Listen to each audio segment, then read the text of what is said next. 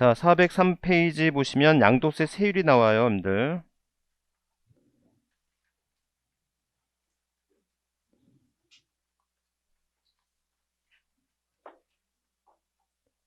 그래서 여러분들 403페이지에 양도세 세율인데 어디까지 나와 있냐면 페이지 417페이지까지 나와 있어요. 어이구, 그쵸? 봐야 돼요, 말아야 돼요? 안 봐야 됩니다, 이걸 어떻게 보고 있어요? 취득세 세율은 외워도 양도세 세율은 안 외우셔도 돼요. 아셨죠? 예, 다만 이렇게 정리를 한번 해보죠. 오늘 양도세 과세 대상이 뭐가 있어요? 부동산에 관한 권리, 기타 자산, 주식, 파생상품이.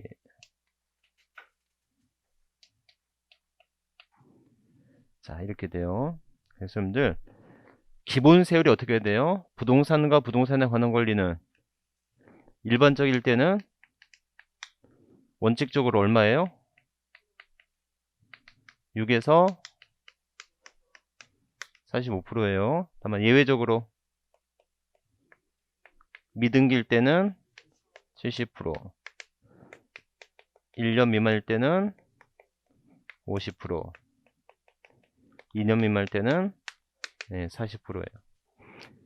자, 기타 자산은 무조건 6에서 45%예요. 그렇죠? 뭐에 관계없이 등기불문, 보유기한 불문은 무조건 6에서 45%. 자, 좀 이따 복습은 좀 이따 하도록 하고요. 자, 그런데 주식, 입주권, 분양권이 주식이 된다. 주택.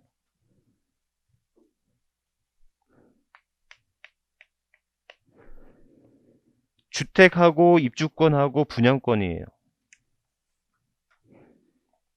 먼저 부교재 한번 보실래요?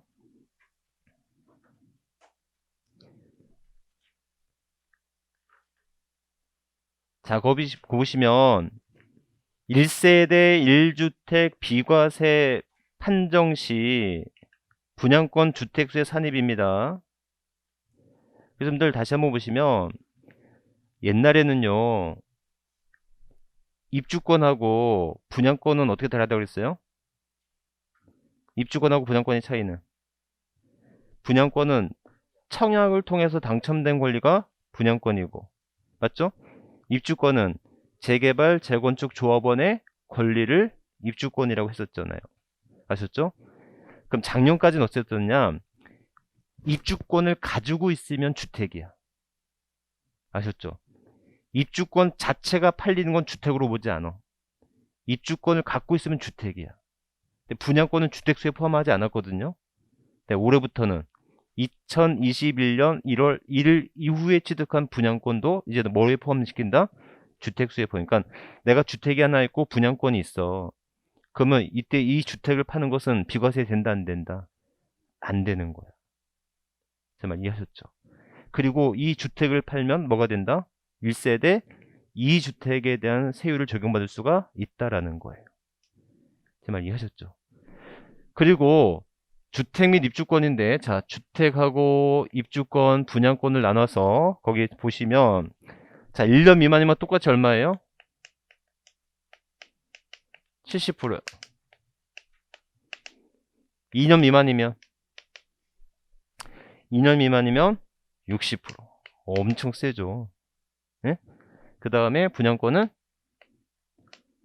그대로 70. 네? 분양권은 무조건 60. 60. 아셨죠? 이렇게. 그 다음에 몇 년 이상일 때? 2년 이상이면 얼마예요? 기본세율 6에서 45%. 분양권은 무조건 60. 엄청 센 겁니다. 그렇죠?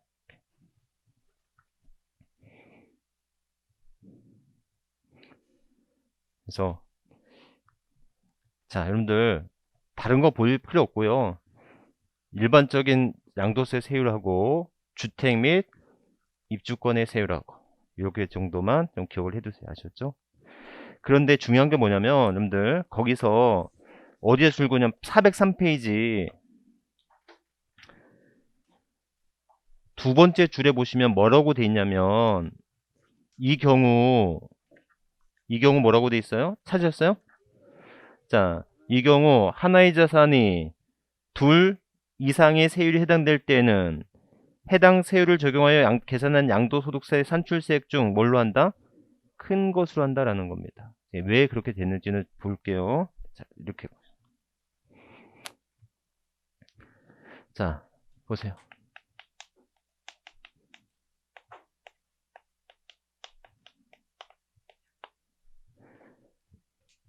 자, 양도세 중과세인데요, 여러분들. 양도세 중과세는 자, 미등기 양도가 있고요.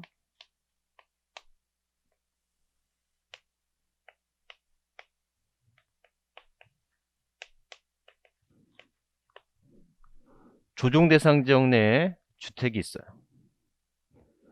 조정 대상 지역 내 몇 주택? 3주택, 2주택. 그 다음에 비사업용 토지가 있습니다.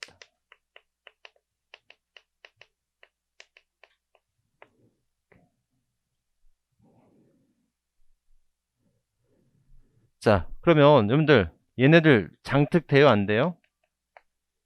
장특 안 돼요. 돼요, 안 돼요? 안 돼요. 돼요, 안 돼요? 안 돼요. 돼요, 안 돼요? 돼요. 아셨죠? 여러분들 아까 잠깐 넘어왔는데 이 비사업용 토지는 장기부의 특별공제 대상이 된다. 이게 생각보다 중요합니다. 아셨죠? 자, 이 입에서 기본공제 돼요, 안 돼요?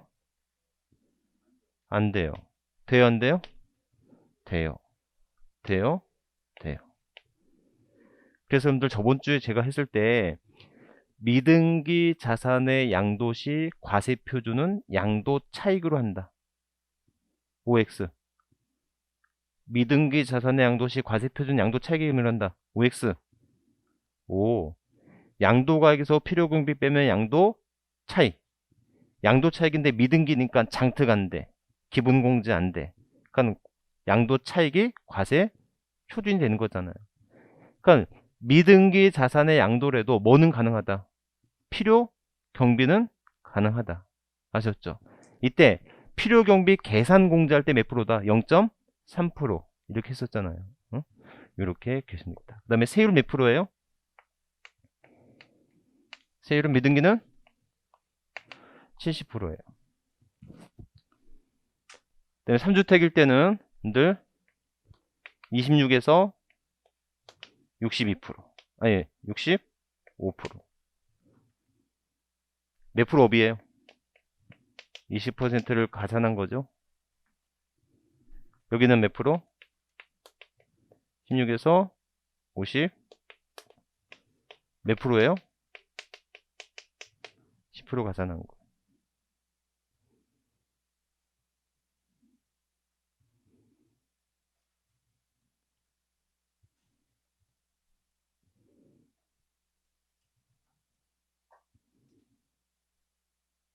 자, 비삼용 토지 16에서 55%. 역시 10%를 가산.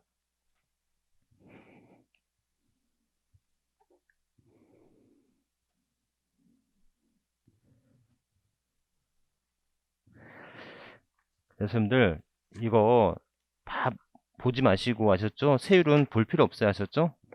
세율은 굳이 읽어볼 필요 없어. 자, 근데 세율에서 가장 자주 나오는 게 페이지 416페이지예요.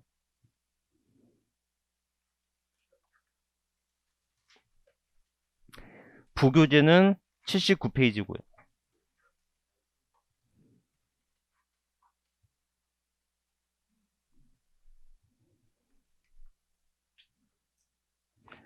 그래서 미등기 양도시 불이익 있죠? 미등기 양도시 불이익 보면 분들 뭐 받을 수 없다. 미등기 양도 시에는 비과세나 감면도 받을 수 없다. 그 다음에 장특 기본공제 적용 배제하죠. 70% 세율 적용받을 수 있죠. 맞죠? 자, 그런데 중요한 건 여러분들 거기도 써져 있네. 필요경비 계산공제 불이익인데, 그래서 미등기 양도하더라도 필요경비까지 배제되지는 않죠. 필요경비를 공제받을 수는 있어요. 다만 계산공제할 때는 3%가 아니라 몇 프로다? 0.3%죠. 그래서 거기도 써져 있지만 필요경비 전부가 배제되는 것은 아니다. 필요경비 자체가 배제되는 것은 아니에요. 필요경비는 공제 가능할 수 있어요. 다만 계산공제할 때 0.3% 적용받을 수 있다라는 거죠. 이렇게 정도 기억하시면 되겠고. 자, 그런데 여러분들 거기서 뭐 하지 않는 게 있어요? 미등기 양도로 안 보는 게 있죠. 미등기 양도로 보지 않는 이유는, 미등기 양도로 보지 않겠다 함은 뭐 하겠다는 거예요? 장특이나 기본공제나 세율 70% 적용하지 않겠다. 기본공제 가능하고 장특도 가능하다는 거 아닙니까? 아셨죠? 자, 여러분들 왜 미등기 양도로 보지 않을까 봤더니 첫 번째, 등기가 불가능한 게 있어요.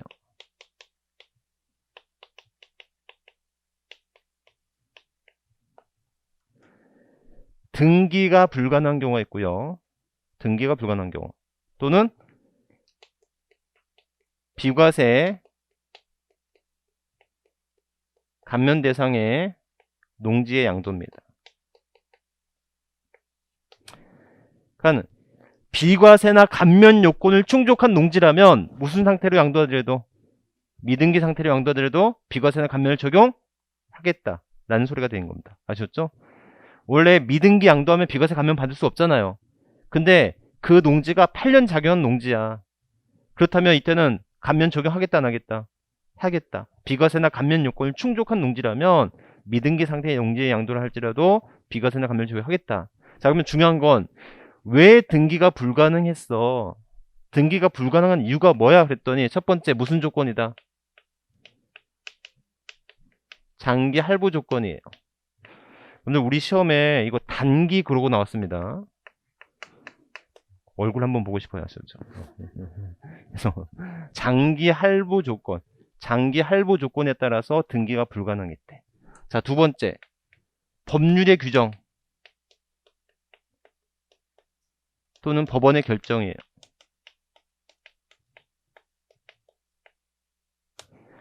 법률의 규정 또는 법원의 결정에 따라 뭐가 불가능했다? 등기가 불가능했대. 이렇게 해요. 자, 세 번째가 가장 중요한데,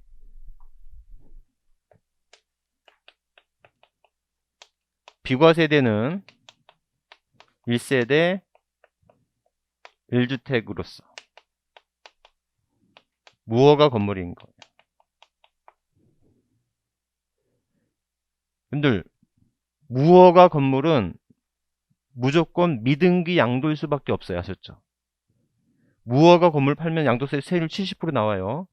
그리고 그 무허가 건물의 토지는 종합합산 대상으로서 종부세 대상도 되고, 그 다음에 비사업용 토지가 돼버리는 거야. 이해하셨죠? 그래서 무허가 건물을 팔면 건물은 70% 세율을 내야 되고요. 그 무허가 건물의 토지는 비사업용 토지가 돼버린다고. 이해하셨죠? 그래서 무허가 건물인데, 자, 근데 그 무허가 건물이 1세대 1주택이라고. 그러면 이때는 뭐 하겠다? 비과세를 적용하겠다 안 하겠다? 하겠다. 무허가 건물이 1세대 1주택이야. 이거 뭐예요? 우리가 흔히 말하는 판저촌이죠. 제 말 이해하셨죠? 이런 판저촌 내의 주택들이 뭐가 된다? 권리가 다 수용됐을 때는 이때는 1세대 1주택이라면 당연히 미등기일 수밖에 없는데도 불구하고 미등기 양도로 보지 않고 뭐 하겠다? 비과세 적용하겠다. 그죠? 이렇게 되는 거라. 아셨죠? 네 번째. 자, 도시개발법에 따라서 양도하는 거예요. 그래서 도시개발법에 따른 도시개발에서 종료되지 않은 토지 중 아니하여 토지 취득 등기를 하지 않고 양도하는 거. 여러분들, 그 다음에 또 하나 뭐 있어요? 공사 용역 대가로 취득한 채비지를 토지구역 환지처분 공고 전에 양도한 토지. 여러분들, 채비지 자체는 무엇을 위한 목적이에요? 이건 팔기 위한 거 아닙니까? 그렇죠? 그래서 도시개발 사업이 종료되기 전에 또는 토지 취득 등기를 하지 않고 양도하는 토지나 채비지 자체가 양도가 됐을 때는 이때 뭘로 보지 않겠다? 미등기 양도로 보지 않겠다. 아셨죠? 그래서 여러분들 우리 시험에서 이게 자주 나왔어요. 아셨죠? 미등기 양도와 미등기 양도로 보지 않는 경우 이 시험에서 자주 나온 거니까 기억하시면 되겠고, 자, 또 하나 시험에서 또 기억해야 될 게 뭐가 있냐면 페이지 408페이지예요. 408페이지. 우리 부교재는 78페이지입니다.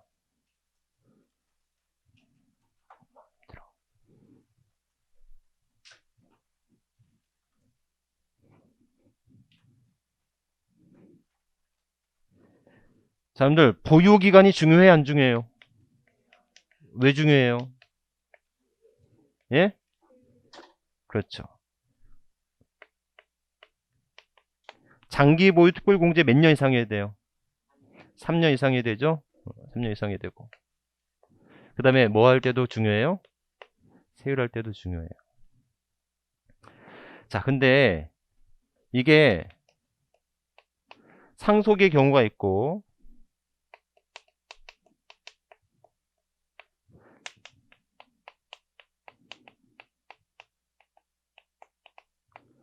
배우자 이월과세가 있어요. 자, 배우자 등 증여재산에 대한 이월과세라면 언제부터 언제까지예요? 얘는 당초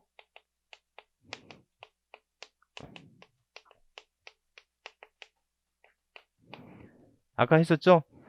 배우자로부터 증여받은 자산 몇 년 이내 양도하면 5년 이내 양도하면 당초 증여된 취득에서부터 양도일까지잖아요. 그렇죠? 자, 상속받은 자산이라면 언제부터예요? 상속 개시일서부터 양도일까지인데요. 뭐 할 때만큼은 세율을 적용할 때만큼은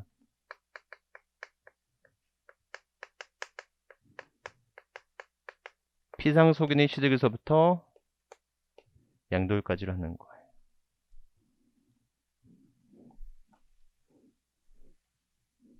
아셨죠? 피상속인의 취득에서부터 양도일까지를 한다. 자, 요것만 한번 해볼게요.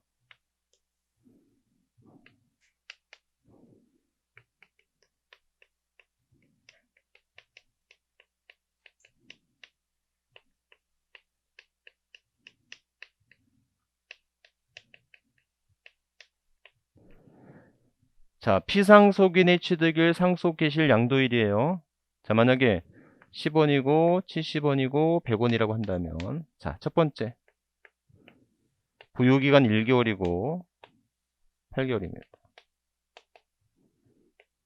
부유기간 1년 1개월이고 8개월입니다. 보유기간이 3년 1개월이고 8개월. 자, 만약에 100원의 양도가 됐다면 이 자산의 취득가액은 얼마죠? 70원이에요? 10원이에요? 분필 날리기 전에 네? 얼마? 70원. 왜요? 상속세 내야 되잖아요. 이중과세가 되면 안 되지 않습니까? 그러니까 취득가액 할 때는 언제가 된다? 상속 개시일까지 한다는 거예요. 그런데 세율은 얼마냐? 1년 미만이면 50%고 2년 미만이면 40%고 2년 이상이여야지만 6에서 45%일 거 아닙니까? 맞죠? 근데 상속 개시일부터면 얘든 무조건 50%일 수밖에 없는 거 아니겠어요? 제 말 이해하셨죠? 그럼 어떻게 한다? 뭐 할 때만? 세율을 계산할 때만. 세율을 계산할 때만 어떻게 한다? 이렇게 한다. 아셨죠? 그래서 세율을 잡을 때는 이거 얼마예요? 50%. 합쳐도 1년 미만이니까. 얘는 합쳐도 2년 미만이니까. 얘는 45%지. 그러니까 뭐 할 때만큼은, 세율을 할 때만큼 언제가 된다? 피상속인의 취득일부선이다. 뭐 할 때만? 세율. 상속 재산의 취득 시기는 언제예요? 무조건 상속 개시일이야. 뭐 할 때만? 세율을 계산할 때만. 아셨죠? 그러면 여러분들, 예, 장득 받을 수 있어요? 없어요? 없죠? 받을 수 있어요? 없어요? 없어요. 받을 수 있어요? 없어요? 안 된다니까. 바보같이. 저 노란색 쓴 거 있잖아. 언제부터다? 상속 개시일부터다. 무슨 말인지 아셨죠? 그러니까 무조건 상속 개시일부터인데 뭐 할 때만, 세율을 계산할 때만 피상속인의 취득일로 하는 거다. 보유기간에. 응? 자, 그렇게 해서 세율을 나왔어요. 여러분들 세율 부분은, 특히 양도세 세율 부분은 책을 보면 안 돼요. 아셨죠? 네, 책 보면 안 돼. 그냥 제가 부교재나 제가 지금 한 것만 좀 기억하시면 돼요.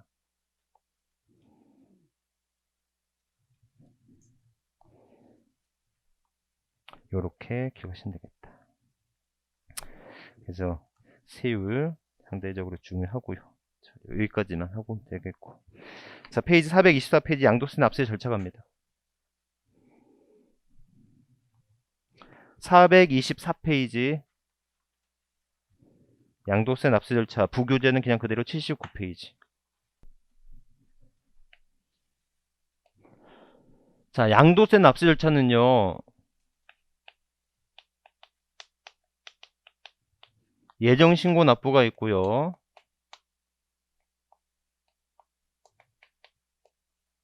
확정신고 납부가 있습니다.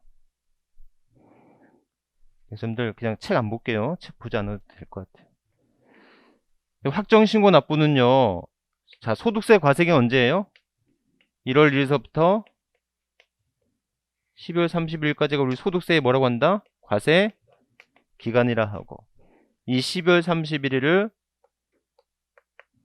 소득세 성립 시기라고 하죠.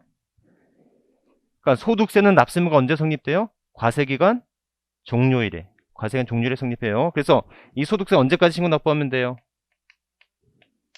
5일부터 31일까지. 이걸 우리는 무슨 납부라고 한다?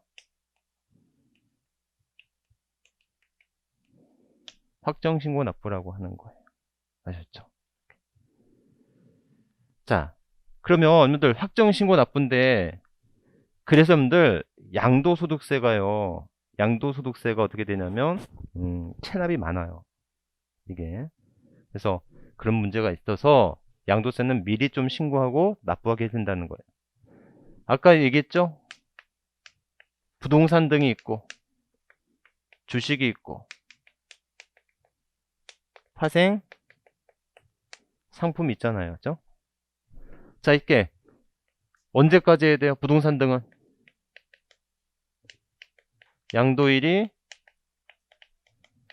속하는 달의 말일부터 2개월이네. 주식일 때는 양도일이 속하는 반기의 말일부터 6월이네. 파생상품은 없죠. 그렇죠? 기억나시죠? 자, 그러면 6월 말일날 판 거하고 7월 1일날 판 거하고 비교해보면 얘는 언제까지예요? 6월? 아니. 6월 달에 팔았으면 6월 달 6월 달 빼고 다음 달 말일까지. 그러니까 언제까지예요? 근데 하루 차이로 7월 달에 팔았어. 언제가 돼요? 5월 30일. 근데 나중에 부동산을 양도할 경우가 생긴다면 잔금 날짜를 말일자로 하지 말고 그 다음날 초일자로 하는 게 좋아. 뭐 꼭 좋다기보다는 어쨌든 세금을 내야 되는데 세금을 납부하는 기간이 좀 더 여유로울 수 있지 않습니까? 신고 기간도 여유로워지고. 무슨 말인지 아셨죠? 주식일 때 어떻게 돼요? 반기니까. 반기니까 어떻게 해야 돼요? 이때는 여전히 8월 30일이면 주식은 거래가 빈번하잖아요. 이 빈번한 거래의 주식을 매달 신고하는 건 힘들다고. 그래서 반기별로 묶어서. 아셨죠? 얘는 어떻게 돼요? 6년 다음 연도 2월 28일까지. 아셨죠? 이렇게. 그래서 이렇게까지 시면 되겠고. 자, 근데 여러분들 424페이지 볼게요. 424페이지에 니은번의 예외가 있거든요. 찾으셨어요? 79페이지, 부교재는 79페이지 동그라미 1번에 다만자 있어요. 찾으셨습니까? 자, 읽어볼게요. 똑같아요. 토지거래계약에 관한 허가구역에 있는 토지를 양도할 때는 토지거래계약 허가를 받기 전에 대금을 청산한 경우에는 허가일이 속한 달에 말부터 몇 개월로 한다? 2개월. 자, 여기서 이제 공부할게요. 그래서 만약에 토지거래 허가구역 내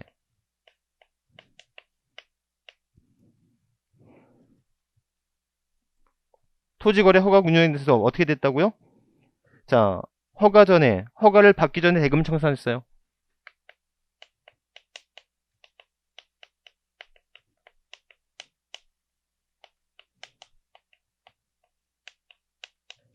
이때 언제부터 한다? 허가일이 속한 달의 말부터 2월료를 한다는 거예요.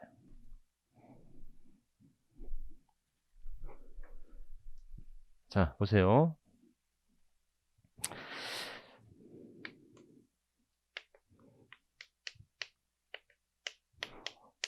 여러분들 보통 허가구역에서는 허가를 받고 대금 청산일이 있겠죠. 예? 그러면 자, 여기서 중요한 거. 이때 양도시기는 언제예요? 언제 판 거야? 대금 청산일이죠? 아니, 돈 받고 판 거 아니에요. 그럼 예정신고 납부는요?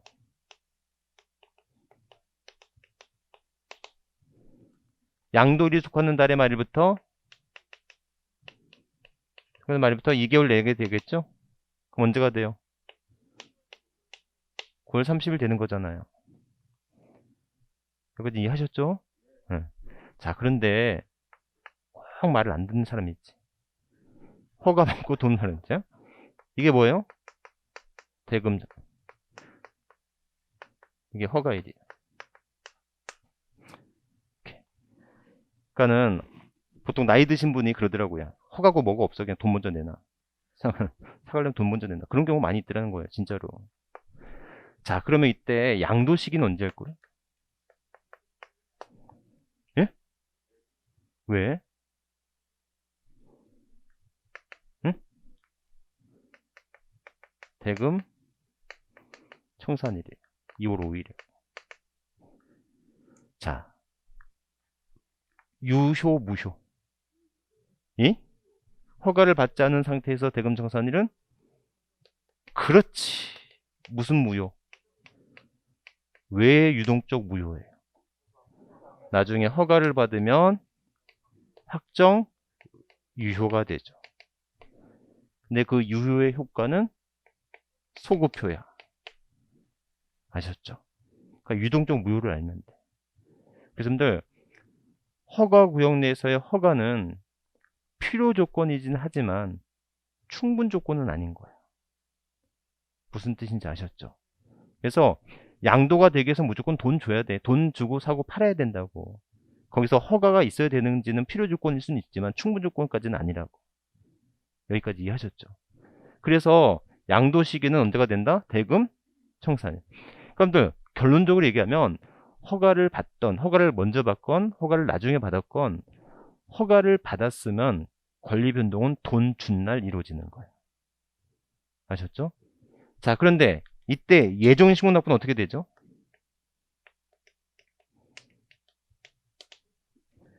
예? 언제가 된다? 9월 30일이 된다. 여러분들 무효인 상태에서 신고 납부하면 그 신고 납부도 무효겠지. 아셨죠? 그러니까 절차는 언제부터 해요? 허가에서부터 하는 거야. 예? 이렇게. 그래서 이때는 언제부터 한다? 허가일이 속하는 달의 말일부터 2개월 한다.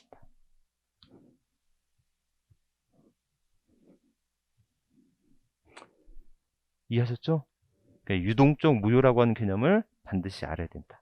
여러분들 이 내용이 우리가 안 하고 넘어왔었던 것 중에 하나인데 페이지 어디냐면 페이지 쫙 앞으로 들어가세요. 페이지 165페이지.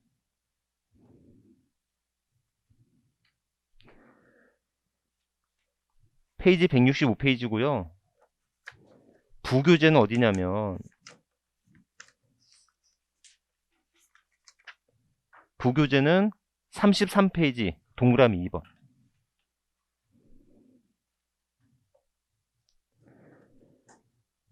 거기도 니은번에 보시면 토지거래 허가구역 내 거래 있죠. 찾으셨어요? 그래서 자 원래는 자 이거 보세요. 여러분들 똑같은 게 똑같은 경우 이걸 취득세를 보면 취득세는 언제서부터? 취득부터 60일 이내가 맞겠죠? 이해하셨죠? 근데 이젠 산 사람이야. 허가 전에 돈을 줬단 말이에요. 그리고 샀어. 그러면 어떻게 된다? 거기 읽어보시면 다시 읽어볼게요.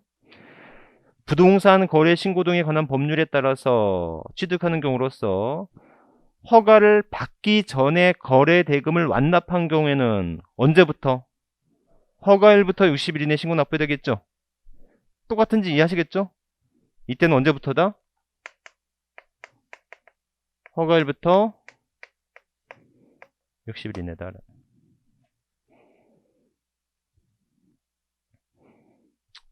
똑같은 거 아시겠죠? 여러분들 토지거래 허가구역에서는 유동적 무효라고 하는 단어만 알면 돼. 아셨죠? 유동적 무효라고 하는 단어. 여러분들 그러면 더 나갈게요. 한번 좀 더 나갈게요. 자, 아까 허가 전에 대금을 청산한 경우에 이때 나중에 허가를 받았으면 이게 확정 유효가 되잖아요.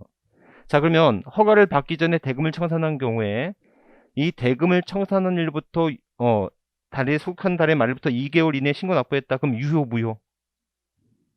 다시 한번 허가를 받기 전에 돈을 준 것도 무효인데 그로 인한 신고 납부도 유효 무효? 무효. 그런데 신고 납부를 하고 나서 허가를 받았다. 그러면 그 신고도 유효가 되는 거예요. 무슨 뜻인지 아셨죠? 이 자체는 무효나 유동적 무효인 상태이죠. 그러면 신고 납부한 것도 유동적 무효인 상태예요. 아셨죠? 근데 그걸 나중에 뭐로 받았어? 허가를 받았으면 그 신고 납부는 뭐가 된다? 유효가 되는 거라고. 이해하셨죠? 이렇게까지.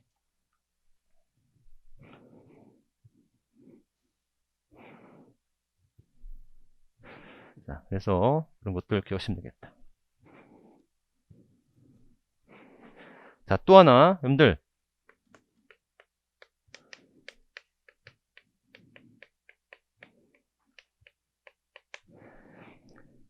부담부 증여의 경우에는 2개월이 아니라 몇 개월로 한다? 3개월로 합니다.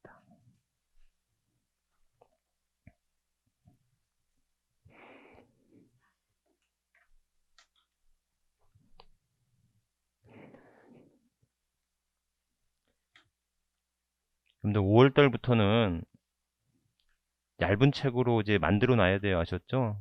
특히 세법 같은 책, 우리 책이 벌써 500, 거의 400 몇십 페이지야? 430페이지 정도가 되는데, 시험 볼 때까지 이 책 갖고 있을 수는 없지 않습니까? 그죠? 그러니까는, 여러분들이 요약집을 새로 하던, 만들던, 또는 제 부기주로 하던, 그러니까 계속해서 단권화 시켜야 된다는, 여러분들 제 부교재가 완벽하지 않죠?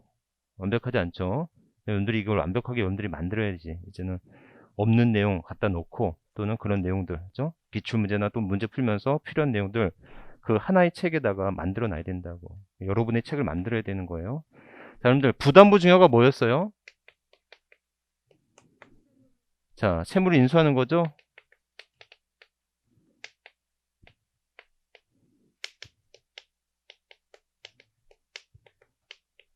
자, 다시 한번요. 순수 증여분이 있고 뭐가 있어요? 채무 감소가 있을 수 있죠. 순수 증여분은 얼마예요? 아니? 2억. 채무 감소분은 3억이죠. 순수 증여분에 대해서 무슨 세금 내고 채무 감소분에 대해서는 양도 소득세 내겠죠. 증여세는 누가 내는 거고요? 수중자 을. 양도세는 갑이 내겠죠. 지금까지도 헷갈려요? 아니, 괜찮아요? 자, 그러면 여러분들 이때 증여세 신고기한이 언제냐면 증여일이 속하는 달의 말일부터 3개월이에요. 아셨죠? 양도세는 어떻게 돼요? 양도일이 속하는 달의 말일부터 2개월이 되는 거예요. 그러니까 여러분들 잘 모르겠지만 실무를 하는 차원에서 이게요 실수가 엄청 많은 거예요. 부담부 증여다 보니까 대부분 세무사 사무실에서는 3개월 내에 같이 신고를 하거든요. 근데 양도세는 2개월인 거야. 그러니까 이게 무신고가 돼버리는 거죠. 가산세가 어마어마하게 나오죠. 아셨죠? 그래서 실무적인 차원 때문에 부담부 증여와 함께 신고하는 양도세만큼은 이제 2개월이 아니라 몇 개월로 하겠다? 3개월로 하겠다. 아셨죠? 부담부 증여 때문에. 근데 나온 김에 여러분들 벌써 2달 전인데 여러분들 제척기간이라고 했었던 거 아세요? 보통 제척기간이 몇 년이었지? 보통의 제척기간은 5년이었지. 예. 회계장부 보존기간이 5년이었듯이. 아셨죠? 그런데 증여세 제척기간은 원칙은 10년, 무신고는 15년, 사기등 때는 15년. 드디어 이건희 회장의 상속세가 결정이 됐죠. 아직 확정된 건 아니고 얼마요? 12조. 12조입니다. 아셨죠? 이렇게. 조라는 금액이요. 얘기했죠. 조라는 금액이. 여러분들이 단군 시절부터 100만 원을 매일매일 100만 원씩 쓰는 거야. 그래도 통장에 지금 100조가 아니 조가 남아 있는 거 아셨죠? 그 조가라는 단위가 그렇게 크다는. 양도세 지적기 몇 년이죠? 5년, 7년, 10년이죠. 아셨죠? 하지만 부담부 증여로서 증여세와 함께 신고하는 제척 기간은 몇 년을 한다? 10년, 15년으로 한다라는 거예요. 네? 자, 이때 우리 의뢰 취득세를 공부해 볼까요? 자, 의뢰 취득세 취득가액은 얼마예요? 취득가액은 5억. 이걸 말로 표현하면 채무인색을 취득가액에 포함하죠. 그럼 세율은 2억은 3.5%, 나머지 3억에 대해서는 4%. 아셨죠? 증여취득, 유상취득. 아셨죠? 이렇게 됩니다. 그래서 여기까지 기억하시면 되겠습니다.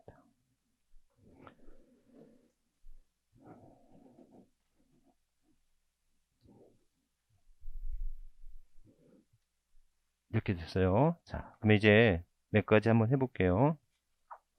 그래서 절차적인 면이 이렇게 끝났어요. 절차적인 면은. 자, 이제 공통된 몇 가지 문제가 있는데, 자, 첫 번째. 납세지예요. 항상주의. 납세지. 취득세, 등록면허세, 재산세 납세지는 물건, 소재지. 예? 입에서 양도세나 종부세 납세지는 주소지가 되겠죠. 이렇게. 두 번째, 양도차손 또는 결손 시에도 뭐는 해야 된다? 신고는 해야 된다. 양도 차익이 없거나 결손이 발생한 경우에도 뭐는 해달라? 신고는 해야 된다. 양도 차익이 없거나 결손이 발생한 경우에도 신고는 해야 된다. 이렇게까지.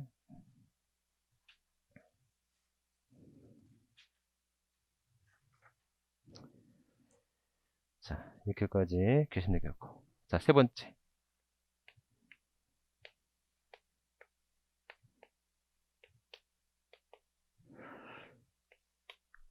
예정 신고를 안 했어요. 그럼 이때는 뭐 해야 된다? 확정 신고를 해야 됩니다. 아셨죠? 예정 신고를 했으면 확정 신고를 해야 돼요. 자, 확정 신고를 했을 경우가 있고 확정 신고도 안 할 수 있죠. 자, 여기서 주의. 예정 신고를 했는데 확정 신고를 했어. 그러면 예정 신고 시 신고 불성실 가산세 50%를 감면합니다. 이해하셨죠? 좀 더 할게요. 그러니까 신고 납부하지 않으면 뭐 해야 돼요? 신고 불성실 가산세, 납부지연 가산세 있을 거 아닙니까? 이때 신고 불성실 가산세를 몇 프로를 감면한다? 50%를 감면합니다. 거기 페이지 426페이지. 426페이지 보시면 무신고 과소신고 가산세 몇 프로 감면? 50% 감면. 아셨죠? 자, 정리 이렇게 하세요. 자, 그런데 여러분들 확정 신고도 안 했어. 확정 신고도 안 했으면 그렇다고 해서 가산세를 중복 적용하지는 않습니다. 예정 신고도 안 하고 확정 신고도 안 했대요. 그럼 예정 신고에 대한 가산세, 확정 신고에 대한 가산세가 있을 거 아닙니까? 이거 두 개 적용한다 안 한다? 안 한다. 가산세 하나만 적용하는 거예요. 아셨죠? 이렇게 하시면 되겠고. 자, 이에 비해서 예정 신고를 했으면 원칙적으로 확정 신고는 불요하겠죠. 예정 신고했으면 확정 신고 또 해도 돼요, 안 해도 돼요? 안 해도 된다고 아셨죠? 하지만 예외적으로 확정 신고를 필요로 하는 경우가 있어요. 예정 신고를 했는데 확정 신고를 해야 된다고. 왜 해야 되냐면 여러분들, 자 보세요. 일과세 기간에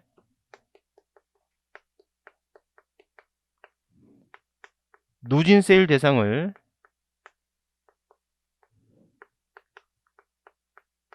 (2회) 이상 양도하고 합산 신고를 안 했을 때는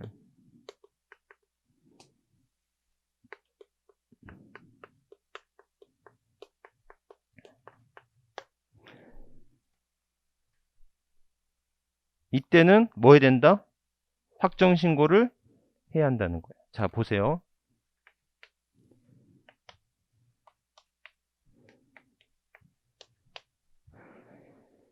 (1월 1일서부터) 언제까지요? (12월 31일까지) 아셨죠? 자, 그런데 여러분들 여기서 1000만원 벌었어요.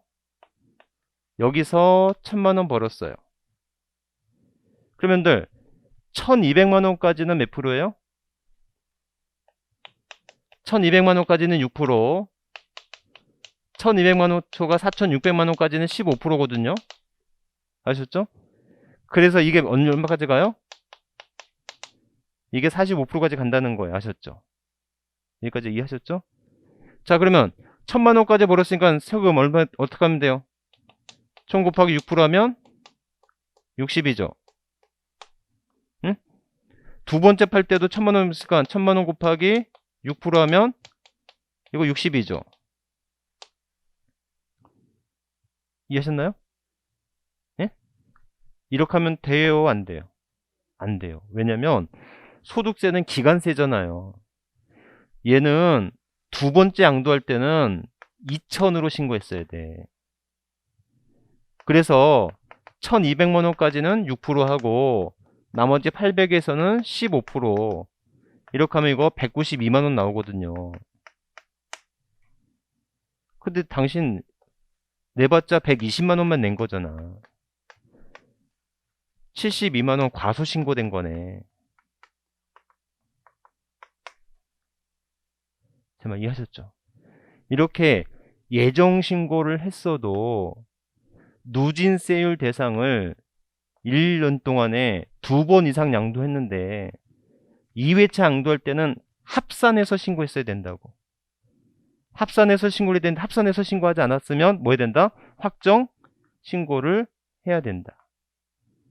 아셨죠? 그 확정 신고할 때 여러분들 얘는 72만 원에 뭐가 됐어요? 과소 신고가 됐지. 과소 신고에 대한 가산세 내야 되겠죠. 근데 예정 신고 시 안 한 걸 확정 신고 시 하면 이 가산세에 몇 프로를 감면한다? 50%를 감면한다라는 거예요. 이렇게. 이해하셨어요? 이렇게. 그래서 여러분들 요거 요 과정 예정 신고와 확정 신고의 관계. 예정 신고를 안 하면 확정 신고를 해야 돼. 아셨죠? 그 하면 어떻게 돼요? 50% 신고 불손실 가산세 50%를 감면할 거야.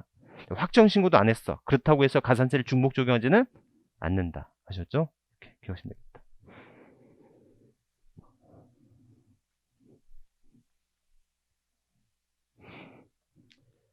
자, 그러면 여러분들 가산세가 뭐가 있어요? 가산세는 신고 불손실 가산세와 납부지원 가산세가 있는 거죠. 신고 불손실 가산세는 무신고는 몇 프로? 과소신고는 사기 등일 때는 40%죠. 예? 자, 납부지원 가산세는요. 자, 원래 법정 납부기한이 있고 납부기한에 납부를 못해서 고지서가 나오죠. 고지서에 뭐가 적혀져 있어요? 납부기한이 있죠. 그래서 여러분들 여기에 일별 가산세라고 해서 일수 곱하기 10만 분의 25. 예? 그 다음에 여기 납부기한에 납부를 못했어. 그러면 3% 가산세 있을 수 있죠. 우리 취득세, 지방세에서는 가산금이라고 부르잖아요. 그렇죠? 그 다음에 뭐가 돼 있어요? 또 납부가 됐을 때까지 역시 일별 가산세 있을 수 있죠. 역시 어떻게 돼요? 10만 분의 25. 그런데 고지서에 의한 납부기한 경과 후에는 몇 년 초과할 수 없고 5년 초과할 수 없고 또 얼마 미만일 때는 그렇지. 예? 지방세는 30만원, 국세는 100만원. 100만원 미만 시에는 뭐 하지 않는다? 저기 하지 않는다. 아셨죠? 그래서 납세 절차예요. 그래서 납세 절차 이렇게까지 기억하시면 되겠다. 그 내용들이 여러분들 페이지 431페이지까지 나와 있어요.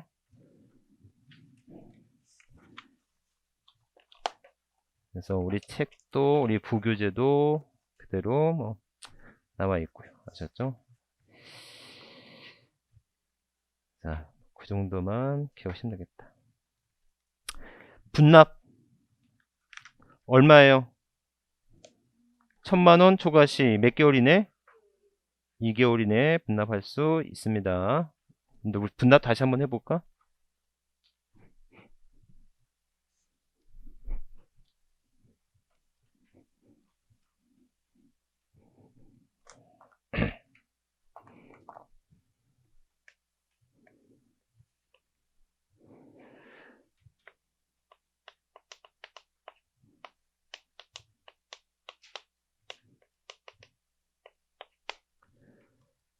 자, 보세요.